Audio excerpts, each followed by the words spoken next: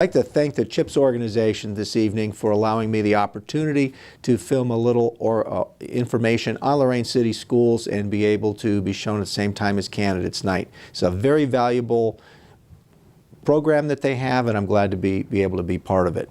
What I'd like to talk to tonight is what everyone's been reading about in the newspapers over the past 6-7 months, is Lorain's Academic Distress Commission and the Academic Recovery Plan. I'd like to talk just a little bit about it briefly. I've been doing presentations around town and am available to come speak to anybody and answer any questions about that. Last spring, we in Lorain City Schools wrote our own academic plan, which we began implementing in February and March of last year. And that was based upon what our test scores had come out and our district report card had said the previous years.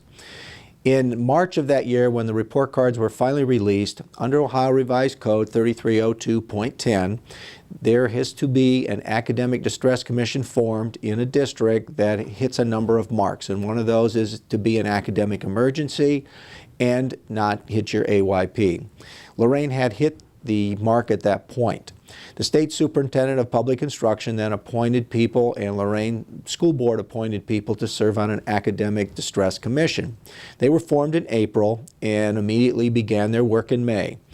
Throughout the summer, and I was part of that committee and that organization, they spent over 40 hours to put together what was required to do what's called an academic recovery plan. It was completed on August 19th. It was then submitted to the State Superintendent of Public Instruction, Dr. Ross in Columbus, and about a month later he approved the plan as submitted.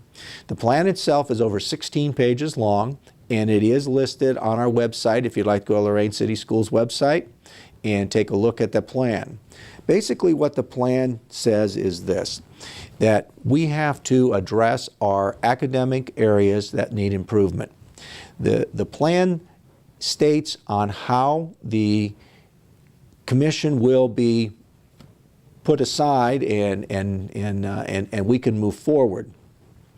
The goal is to get, under the old rules, to hit continuous improvement for 2 straight years. Now this year the report cards for districts changed, so we have to achieve a C in 2 years out of 2 out of 3 years. And that's what the Commission's goal is to have us do. Now the plan was written, and what the plan was based upon was a number of things. They looked at all of our data report cards and district report cards over the past 4 years and where we had come from and where we were headed. They then set a team from the Ohio Department of Education, and they spent a week in the district interviewing people, looking at the way we did business. They submitted that report to the commission, and then the academic plan was put together based on those 2 things.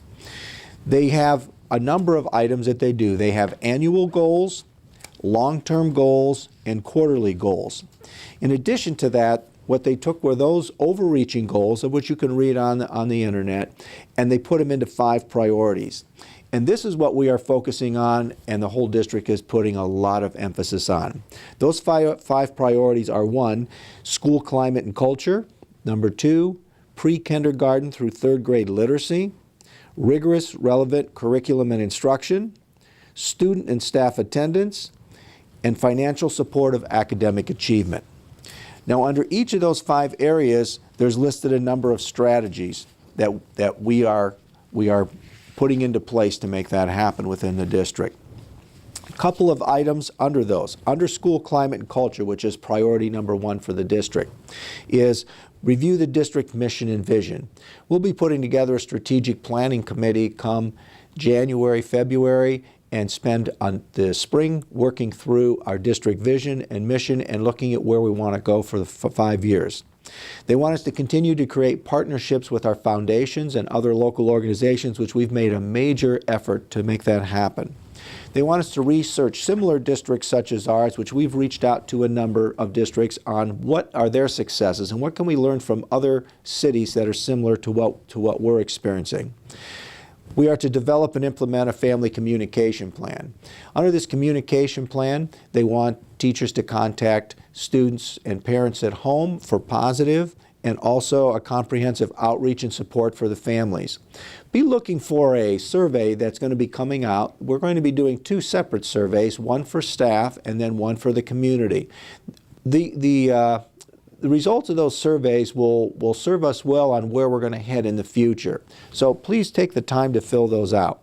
They want us to establish high academic expectations for the district and also to promote district-wide student recognition plan, which we have reinstituted the Do the Right Thing, and we're also looking at other student recognition programs which should be rolled out in the spring for the district, which we've always had ones at the building level. In addition to that, we're developing professional learning communities. Those learning communities involve principals, they involve teachers, they involve students, and they involve the parents and the community. And that's to sustain a leadership team to work with our students to move them forward. We're going to be doing more marketing. If you haven't noticed, we've been putting more things in the newspaper. We're going to be expanding our television news shows. This is a start of that, and we're opening a lot more information to go home.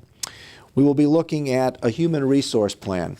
Some things that are going to be occurring is there is projected to be a lot of retirements in the teaching ranks in another year and a half. And we have to be prepared for that and make sure that we have the correct staff and quality staff to replace our teachers that will be retiring.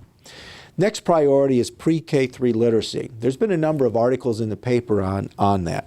What that means is every student will be on track reading in the 3rd grade. What we need to do is we test every student right away in the first 30 days of school from kindergarten, 1st, 2nd, and 3rd grade to see whether they're on track for achieving their reading goals or not on track. If they're not on track, then there is what's called a RIMP, a Reading Improvement Monitoring Plan for those students that is written. It's about a 5-page document that will address and put in interventions that those students need. In the last 2 years, we've put a large 90-minute block of reading time for those students and then a 30-minute intervention block to address their individual needs. It's very crucial that we get all our students reading by the 3rd grade. There's a number of things that happen, and this was passed by the legislature last year, and this is now state law. We've put new reading programs in place to address that. We've had what we call 2 tiers. We have a Tier 1, which is our general reading plan, and then we have a Tier 3 reading program, and that's extra reading help for interventions for those students. We have our title teachers, and we have plans for those students to make sure that they read. Because right now we don't have all our students on track, because if you need to get them reading so they can succeed in other schools. We've developed an instructional round program where our principals and our administrative staff make sure that they check in with the classroom teachers on a daily basis. We also have revised our kindergarten screening program and make sure that we have an assessment plan so we make sure our students are learning what they really need to learn. The priority 3 is a rigorous and relevant curriculum and instructional plan. What we did over the past 8 months was put together what's called a pacing guide. And what that helps the teachers and the staff do is make sure that what is being taught for the students is within a time frame and that they're covering all the material that they need.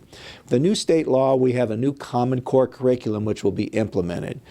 And we want to make sure with our student mobility rate, with a lot of our students going from school to school, we want to make sure that wherever they are in one school, when they go to another school, that they're within a day or 2 of that instruction. And then to have a quick assessment to make sure that they've learned that. And if they haven't, then to go back to make sure that they learn what they need to do. We have an in-depth professional development program which we've really ramped up this past year to actually focus on the reading programs, the math programs. We are implementing a new Ohio teacher evaluation system and Ohio principal evaluation system, which is mandated by the state also this year. We've been training our teachers and spending a lot of time and money to make sure that they're on track with all the new things that are coming down. In addition to that, we also have what's called the Ohio Improvement Process. That is for districts that are struggling academically. We have a committee of about 30 people, which involves every principal, 1 teacher representative of every building leadership team, and also community members that do review the academic and the social areas of our school, make recommendations that we then put into place, which then is reported to the state. And this is all part of the federal waiver that the state of Ohio received, but we are being monitored by this Ohio Improvement Plan. We also needed to expand the Prepared for Success program. Next year on the state report card, we'll be graded on what our students do when they leave us. Do they go to college? Do they go to a tech school? Are they employed? Do they go to the military? So we've put together and brought back a program called Avid, which we've implemented in our 9th grade year, which we hope to expand to 7th and 8th grade. Avid teaches those students how to take notes, how to be organized, how to use binders, how to go to college, how to get ready for college, what to prepare, and they also have college visits. So that is already in the 9th grade program, which we're hoping to expand. The other area of priority, of course, was the student and staff attendance. We have taken a real huge leap on making sure that our students and our staff is where they need to be, because if they're not together, then they're not learning. We are partnering with the court systems, and we are partnering with a number of our safety resource officers to make sure that we get our students in school, finding out what those barriers are. Is it transportation? Do they need an alarm clock? What are the issues to make sure they're in school? Because if you're not in school, you're not learning. I'm happy to report that this year, and this has been the first quarter of school, the first 9 weeks of school, our attendance rate for our students are pushing 95%. That's the highest it's been in a long time, district-wide. Some buildings are as high as 97%. Our staff attendance this year, up to this point, is 97%. It's the highest it's been in years. Students and staff together, that's how we do it, with a parent partnership. So our attendance programs and that are successful. We need to continue that to make sure that happens. It's always difficult in the winter months. It gets mighty cold and we do have snow in northern Ohio, but we need to make sure that we get those students out there. The last priority is the financial support of academic achievement. What that means is we have to make sure that our funding is going to classrooms, to support classrooms for everything. And what we have done is restructured a lot of the way we do business here. A lot of people are now in the buildings, closer to the action. We've shrunk the size of our administrative staff in a central office, and we've put a lot of those folks out into the buildings where they impact students the most. We've tried very hard to make sure that our class sizes are reasonable. That's difficult in a city this size, but we've tried very, very hard to do that. This year we made a conscious effort to make sure that textbooks and materials were available for students. We have an iPad plan for all our 4th, 5th, and 6th graders that they're available in the buildings for those students. A MacBook Air plan for junior high so we get the technology. Now what we're working on is making sure that our infrastructure, so our wireless, can accommodate those, and that's where we're moving next.